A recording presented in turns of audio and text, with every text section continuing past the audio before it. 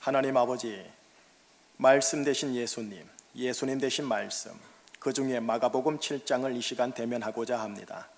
성령님의 강림하심과 조명 감동하심으로 말미암아 성도들의 지적인 이해가 되게 하여 주옵시고, 성도들의 감정적인 것과 합일되게 하여 주시고, 성도들의 의지 실천적인 부분으로 이어지는 하나님의 말씀 되게 하여 주옵소서.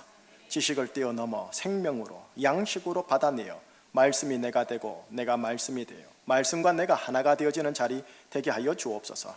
설교를 선포하고 또 설교를 경청하는 시간이지만 오직 설교 중에도 예수 그리스도여 영광을 받으시고 인간의 이름 석자와 자기 중심성의 자아성은 다 녹아지고 풀어지는 자리가 되게 하여 주시옵소서. 예수 그리스도 이름으로 감사하며 기도합니다. 아멘. 오늘 설교는 성경 말씀 속에서 인생의 어떤 문제에 대한 해답을 찾는 설교이기도 하겠지만, 하나님께서 성경을 통해 인생에 던지는 문제의식 하나를 좀 심각하게 생각해보는 시간을 가져보려고 합니다. 인생에 있는 두 가지 문제를 짚으면서 들어갈게요. 인생에 있는 두 가지 문제 중에 그 첫 번째는 뭐냐? 이번 근자에 어떤 한 신문에 고사성어 비슷한 신조어 하나가 계속 올라오대요. 그 신조어 고사성어는 뭐냐 하면 내로남불입니다. 내로남불. 내가 하면 로맨스, 남이 하면 불륜. 내로남불. 장관 인사청문회에서 서로 입장이 뒤바뀐 여당과 야당을 두고 언론이 약간 살짝 비꼬아서 그렇게 말을 하더군요. 내로남불. 여러분, 저와 우리 모두를 포함하여 모든 인간은 철저히 자기 중심적입니다. 자기 잘못은 최소화하여 변명하거나 혹은 전혀 인식하지 못하고, 반면 남 잘못은 크게 보고 격하게 말하는 것. 이것이 성경 태고적 창세기 3장에서부터 시작된 자기 중심성의 원죄라고 합니다. 모든 죄들 중에 제1원인, 바로 자기 중심성. 이게 인생의 두 가지 문제 중에 첫 번째 문제면서 실은 근원적인 문제입니다. 주님 예수님도 신약에서 이것을 지적을 하세요. 마태복음 7장 3절에서 5절이 자막으로 보일 거예요. 함께 읽겠습니다. 어찌하여 형제의 눈 속에 있는 티는 보고 네 눈 속에 있는 들보는 깨닫지 못하느냐? 보라, 네 눈 속에 들보가 있는데 어찌하여 형제에게 말하기를 나로 네 눈 속에 있는 티를 빼게 하라 하겠느냐? 외식하는 자여, 먼저 네 눈 속에서 들보를 빼어라. 그 후에야 밝히 보고 형제의 눈 속에서 티를 빼리라.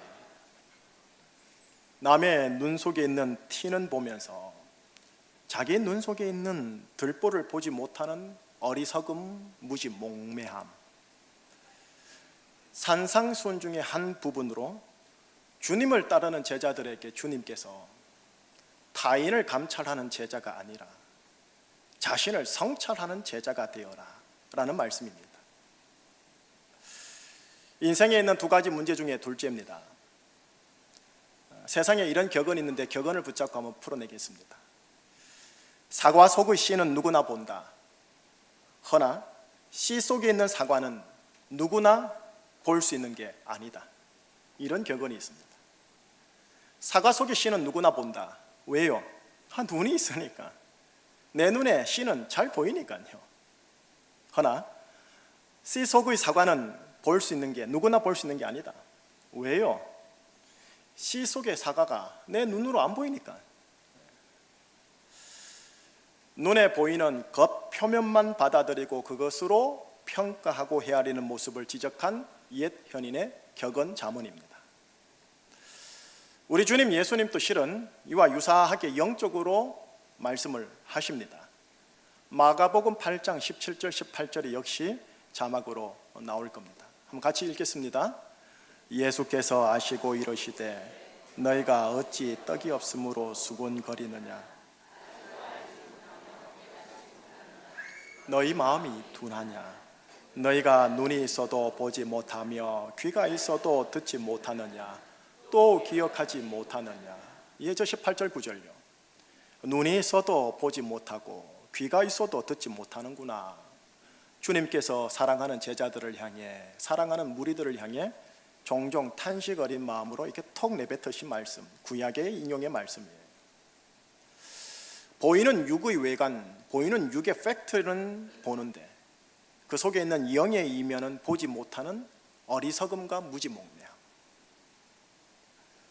이렇듯 자기 중심성이라는 그 원죄와 자신의 참 실상을 보지 못하는, 그리고 타인의 이면을 보지 못하는 영적인 실명, 이 두 가지가 나와 우리의 인생을, 우리 가정을 참담과 비극으로 몰고 가고 혹은 오해와 왜곡과 과정으로 몰고 가는 아주 근원적인 문제입니다. 이 두 가지의 근원적인 문제가 예수님 믿지 않는 불신자들에게만 있는 게 아니라 주님께서 제자들에게 말씀하신 것을 보면 알 수 있듯이 우리 예수 그리스도를 따르는 제자로 부름받은 우리 가정과 교회 안에도 나타나는 문제입니다. 자, 다시요. 예수님 일화로 들어갈게요. 예수님께서 안식일 날 회당에서 귀신을 쫓아내시고 심신의 아픈 것을 회복할 때입니다. 이를 지켜본 백성들은 다 하나님께 영광을 돌리는데 유독 그 동일한 것을 보고 있는 백성의 그 지도자들, 소위 바리새인 서기관들, 그리고 대제사장과 제사장 그룹들은 다르게 반응을 합니다. 마가복음 11장 18절 말씀 어떻게 반응하는 걸 한번 보시죠. 같이 읽을까요? 대제사장들과 서기관들이 듣고 예수를 어떻게 죽일까 하고 꾀하니 이는 무리가 다 그의 교훈을 놀랍게 여김으로 그를 두려워하밀러라. 다 듣고 어떻게 예수를 죽일까, 이렇게 반응을 합니다. 자기 중심성의 신앙적 기준으로 보건대 예수의 이 행위가 틀렸다라는 거죠. 그렇다 보니 영적인 실명으로 인하여 예수를 그리스도로 인정하지 않고 도리어 죽이려고 했다라는 대목입니다. 예수님이나 당대의 백성의 지도자들이나 구약 토라에 기록되어 있는 한 하나님 여호와를 믿었던 분들인데 자기 중심성이라는 원죄와 영적 실명이 들어오니 예수와 지도자로 이렇게 한 신앙도 갈리더라는 겁니다.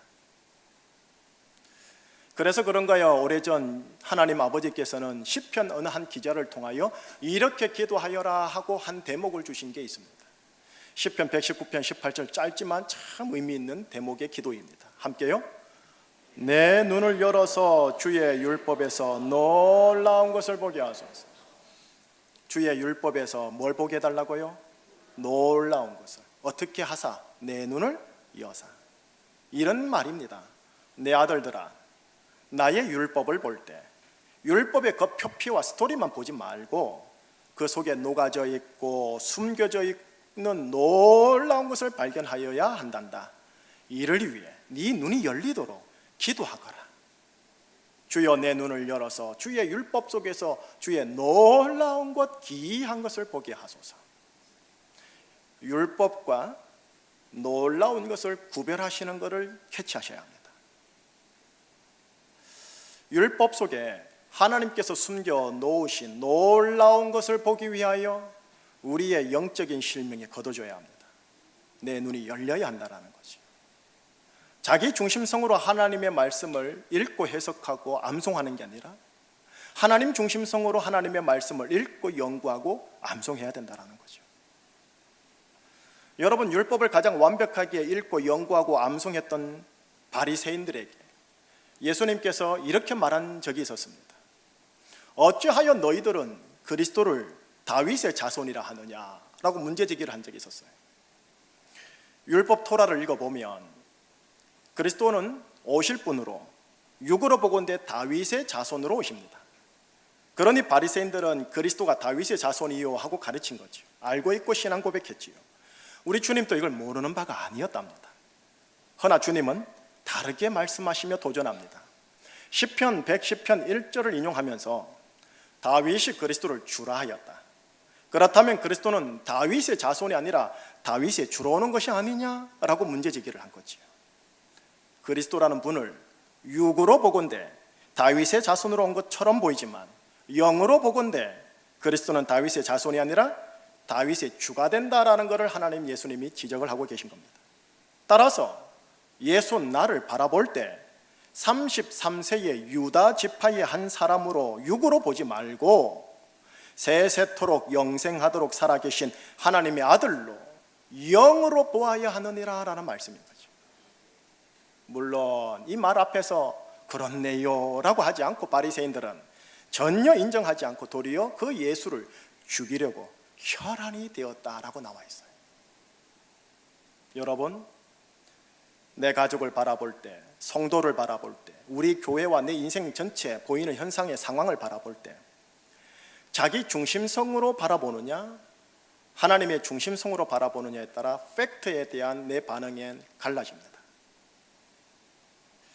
보이는 육으로 평가하고 헤아리느냐 영으로 평가하고 헤아리느냐에 따라 같은 팩트 앞에서 나의 인생의 반응과 노선은 갈라집니다. 하나님의 말씀을 연구하고 설교를 경청하는 이 시간도 육으로 자기 중심성으로 연구하고 경청하느냐 영으로 하나님 중심성으로 듣고 연구하고 경청하느냐에 따라 말씀 앞에서 나의 인생의 지정의의 반응은 갈라집니다. 자, 이로 보건대 인간이 가지고 있는 근원적인 이 문제 두 가지예요. 하나는 내로남불로 나타나는 자기 중심성의 그 원죄와 또 하나는 육만 볼 줄 알지 그 이면에 있는 영을 볼 줄 모르는 영적인 실명. 이 두 가지는 인간 그 스스로 해결할 수 없는 문제임을 알 수가 있습니다. 오늘날 예수를 믿는다 하는 기독 신자들에게도 이 두 가지는 그 옛날 바리새인들처럼 우리 안에서도 동일하게 나타나는 문제입니다. 자, 이게 바로 여러분들의 문제입니다. 우리의 문제고 목사를 포함하여 나의 문제입니다. 이 문제의식이 있어야 됩니다. 야, 이거 심각한 거구나. 영어로 이거 시리어스한 거구나. 이런 거룩한 문제의식이 나타나야 합니다. 실은 주님 예수님께서 이 두 가지 문제에 대하여 상당히 심각한 문제의식을 보여내고 드러내고 있어요. 어디서요? 오늘 본문 안에서요. 오늘 본문 들어가려고 지금까지 배경을 한 거예요. 예수님께서 지나가는 행로에서 사람들을 만나요. 그 사람들이 한 사람을 예수님께로 데리고 와요. 자, 그러면서 본문이 시작되어져요. 32절, 33절 본문 우리 같이 읽어봅시다. 같이요. 사람들이 기먹고 말 더듬는 자를 데리고 예수께서 그 사람을 따로 데리고 무리를 떠나사 손가락을 그의 양귀에 넣고 침을 뱉어 그의 혀에 손을 귀먹고 말 더듬는 사람을 데리고 왔습니다. 지금껏 예수님의 병자 치료의 신뢰를 보면 이건 가볍게 말 한마디로요. 아들아 나을지어다. 혹은 아들아 네 믿음대로 될지어다. 이러면 완치될 케이스예요. 그런데 주님은 이 사람을 따로 데리고 무리를 떠나요. 그리고 특이한 행동을 하세요. 양 귀에 그 사람 양 귀에 손을 넣으시고 침을 툭 뱉어서는 혀에 손을 대시는 거예요. 조금은 무속적인 행동, 주술적인 행동처럼 보입니다. 왜 이렇게 하셨는지에 대한 이유는 성경이 말씀을 안 해주고 계세요. 다만 이렇게 특이하게 치료하고 계시면서 이 사건을 읽고 있는 제주충 신교의 3부 예배자들 우리들에게 얘들아 조금 집중해봐라 라는 듯한 행동을 지금 예수님이 우리에게 보여주고 계십니다. 자, 연이어 그 다음 구절 주님의 말씀 한마디가 오늘 우리가 붙잡아야 할 단어가 있습니다. 34절이에요. 34절. 자, 같이 읽어봐요. 하늘을 우러러 탄식하시며 그에게 이르시되 에바다 하시니 이는 열리라 라는 뜻이라. 주님이 뭐라고 했어요? 에바다. 한국말로 뭐라고요? 열리라. 자, 이 단어를 보기 전에 먼저요, 앞 34절을 보니까 하늘을 우러러 예수님이 뭐 하셨매? 탄식하시며. 하늘을 우러러 탄식하시면서 치료 행위를 한 적이 없으십니다. 손을 댄다거나 말 한마디 정도로 치료하셨지, 유독 이 사람에게는 무리들에게서 따로 떼어내어 다른 곳으로 데리고 가셔서 하늘을 우러러 탄식하신 경우가 다른 복음서에는 전혀 기록이 없습니다. 예수님의 행적이 기록된 사복음서 중에 하늘을 우러러 탄식하셨다라는 표현이 이 구절에서 딱 한 번만 등장합니다. 탄식을 한 적이 없으셨는데 이 병자 앞에서 하나님 아버지를 향해 하늘을 향하여 탄식한 경우입니다. 그렇다면 뭔가가 있습니다. 단지 육의 치유 정도가 아니라 뭔가 something special이 있습니다. 특이한 게 있어요.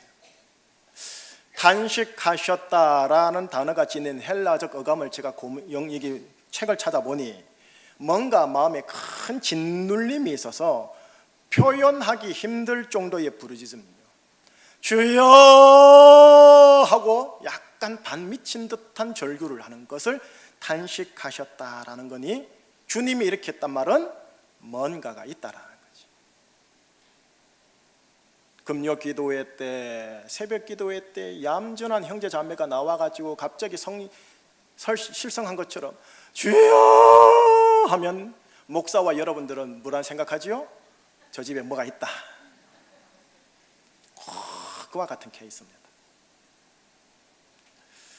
자, 주님이 탄식한 후 바로 한마디로 외쳤죠. 뭐라고? 에바다, 에바다.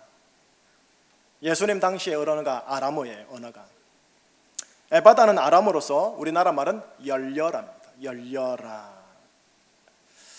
자, 여러분 이후 어떻게 됐는지 안 봐도 우리는 알죠.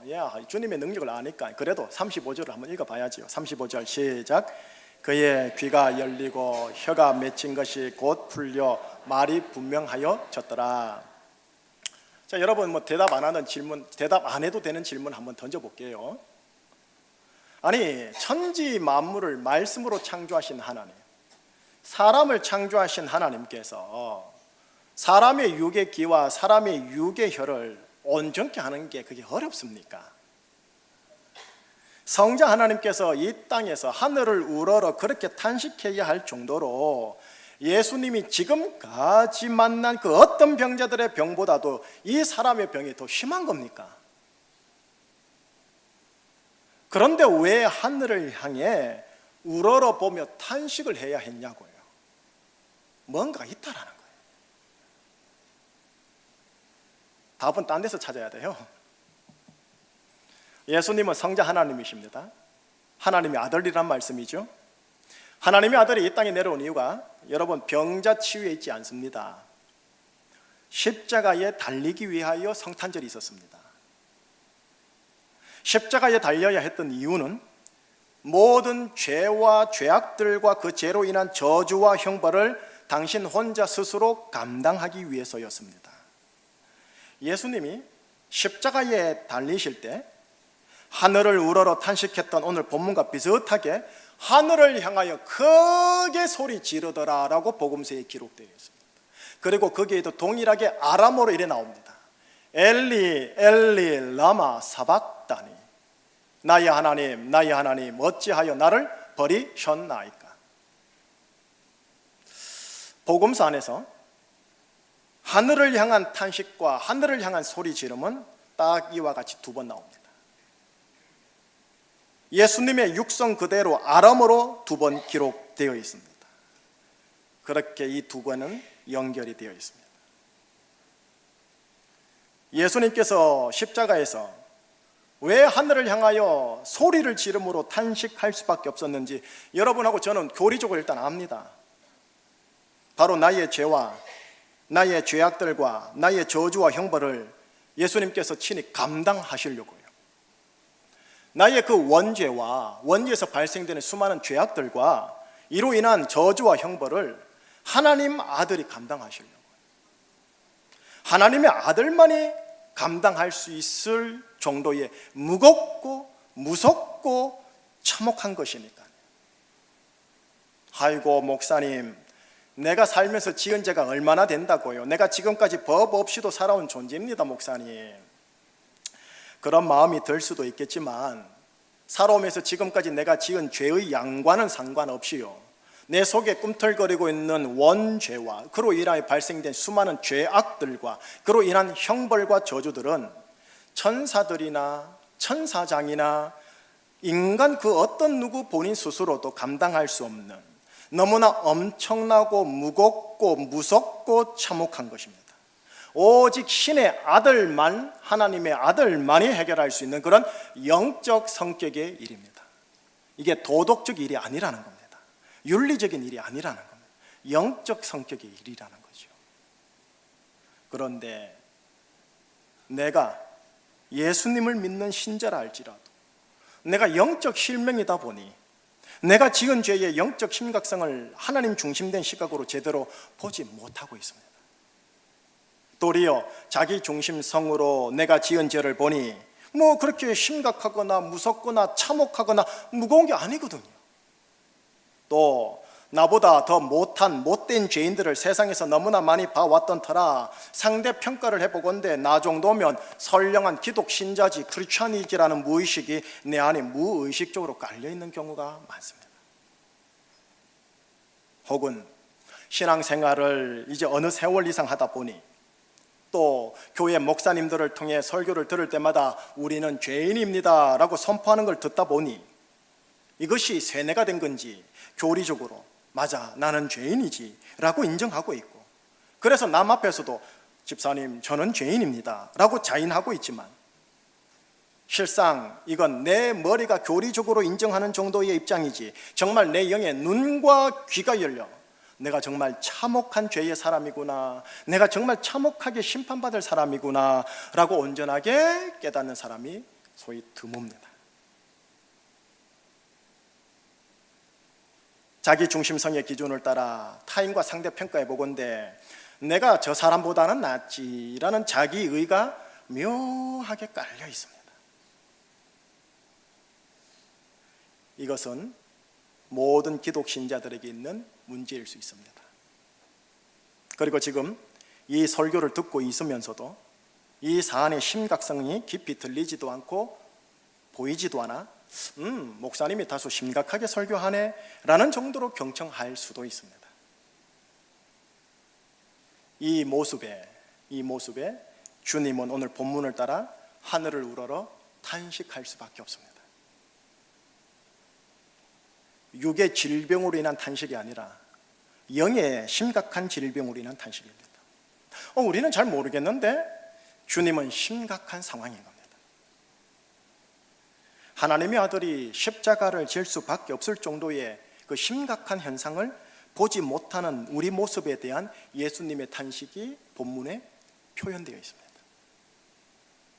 그러니 오늘 이 3부 예배 때 목사를 포함하여 우리 모두에게 필요한 게 하나 있다면 오늘 본문에서 나오는 주님의 이 짧은 외마디의 절규 어린 기도요, 에바다 열려라 라는 이 기도가 오늘 목사로부터 시작하여 모든 이들에게 개인적으로 다 응답되셔야 합니다. 귀 먹고 말 더듬는 자를 향한 주님의 외마디 부르짖음의 기도 에바다는 오늘 말씀을 통해서 우리 모두를 향한 주님의 탄식인 거죠. 열애 없어요. 여러분 모두와 목사를 포함한 나를 향한 주님의 탄식이 기록이 되어 있는 거예요. 그러니 이 탄식이 정령 목사로부터 시작하여 모두에게 다 맞춤식으로 응답되셔야 해요. 우리 모두에게 전마다의 합당한 시공간에서 어떤 사건을 통해서 반드시 응답되셔야 돼요. 그래야 내 안에 있는 자기 중심성이라는 원죄를 민낯으로 보게 되어져요. 내가 얼마나 영적으로 눈과 귀가 멀었는지를 보게 되어져요. 내가 얼마나 육신적으로 그리스도를 이해했는지, 반면에 내가 얼마나 영적으로 그리스도를 모셔 받아들이지를 못했는지 알게 되어져요. 나를 향한 주님의 에바다의 부르짖음의 탄식이 나에게 응답되어질 때, 바로 그때 그 순간 그는 제주에서 주님을 따르는 제자의 길을 십자가로 주와 함께 가게 될 거예요. 주일 신자가 아니라 제자 신자가 되어지는 거죠. 결론을 한번 서서히 지어볼게요. 여러분, 앞에 있는 목사가 새벽마다 기도하고 오전마다 기도하고 오후마다 기도하고 올라가서 목양실에서 기도할 때마다 기도하는 제목이 있어요. 하나님, 우리 교회 400명입니다. 4,000명이 되게 하여 주시옵소서. 4,000명을 품에 안을 수 있는 부지를 주시옵시고, 주차장을 주시옵시고, 교육관과 선교복지관을 주시옵소서. 이 야망을 통하여 주여 영광받아 주시옵소서. 아니에요. 하나님이 우리에게 1명을 주든 10명을 주든 하나님이 주시는 사람들이니 지난 주일 설교처럼 열린 우리가 되어 환영하여서 우리 교회에 들어오신 모든 성도들이 나이를 불문하고 직업, 사회적 직업을 불문하고 신앙의 연수가 1년 차든 모태신앙이든 연수를 불문하여 모두 저마다의 인생길 선상에서 주님을 따르는 주님의 제자 됐기를 이 김 목사가 그래 원해요. 무리신자 말고 제자신자, 자기 부인하고 자기 십자가 지고 좁은 길을 가는 그 제자신자. 주님께서 십자가를 지기 위해 예루살렘으로 가던 중에 마지막 도시에 이르러요, 여리고성. 여러분, 여리고성은 세속도시를 상징하는 성이에요. 그 여리고성에 이르렀을 때 바디메오라는 한 맹인 거지를 만나. 이 바디메오도 우리를 상징해요. 보지 못하는 바디메오가 예수가 지나간다라는 소리에 이 여리고성에서는 아무런 희망이 없다 보니까 유일한 희망으로 예수라는 소리 때문에 소리를 허공으로 질러요. 뭐라고요? 다윗의 자손 예수여 나를 불쌍히 여기소서라고요. 남들이 막 뭘 하거든요. 그러니까 더 크게 다윗의 자손 예수여 나를 불쌍히 여기소. 거의 반 미친 사람처럼 그 절규에 주님이 들으시고 화답하시어 그를 불러요. 그리고 그의 눈을 가볍게 열어줘요. 그리고 나서 마지막 성경 구절이 참 의미 있습니다. 마가복음 10장 52절 자막으로 나올 거예요. 같이요. 예수께서 이르시되 가라, 내 믿음이 너를 구원하였느니라 하시니 그가 보게 되어 길에서 어떻게 하더라? 우리가 제대로 보게 되면 우리의 인생길 선상에서 예수를 따르는 자가 됩니다. 눈과 귀가 열리면 나를 제대로 보게 되고, 남편을 제대로 보게 되고, 아내를 제대로 보게 되고, 교회를 제대로 보게 됩니다. 그리고 하나님을 제대로 보게 됩니다.